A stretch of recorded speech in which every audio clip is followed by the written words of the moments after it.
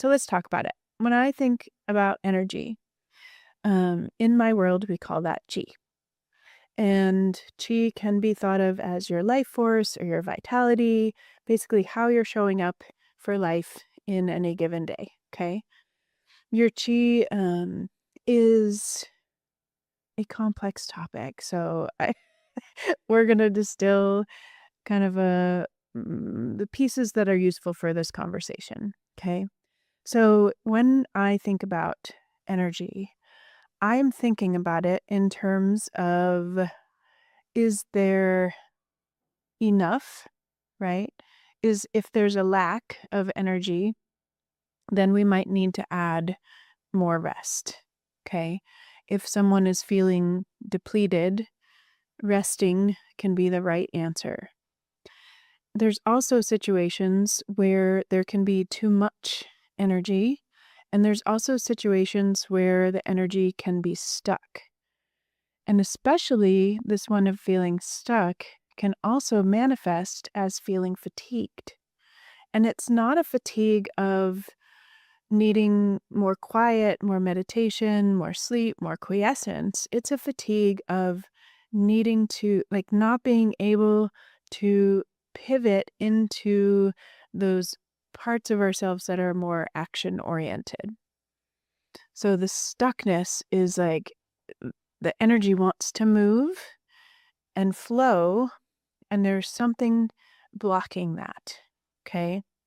The way that I often describe chi and the flow in the body to people is by using the metaphor of a garden hose. It's a little oversimplified and also kind of perfect. So if we think about, if you have a garden, or you know what a garden is, right? Everybody knows what a garden hose is. If you imagine going out to the garden with your garden hose and you're going to water the garden, right? This is like the meridians in the body that this energy flows through. So you go out to the garden, you're watering the garden, and then all of a sudden you notice that there's a kink in the hose. Now, sometimes it can be a small kink and there's still like a trickle of water coming out the hose. In that case, there's still like a little bit of nourishment, energy flowing to the areas that need it, right? Same in the body. We can get these little kinks, like maybe a crook in our neck or something, right? And the energy isn't flowing quite as it should or as it could through that area. And that can cause a little bit of tightness, discomfort, maybe a little pain. It talks to us, right? Tells us, hey, there's something going on right here. Okay.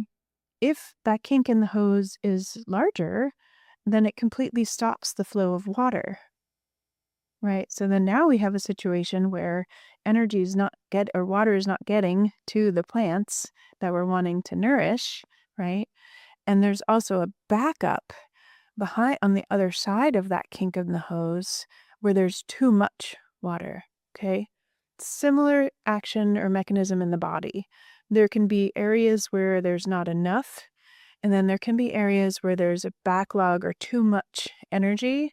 And oftentimes there's this kink in the hose that if you can find that kink and unkink it, which is how I describe as like what we're doing in acupuncture, then that water, that energy flow can be restored to its full optimal flow. Okay.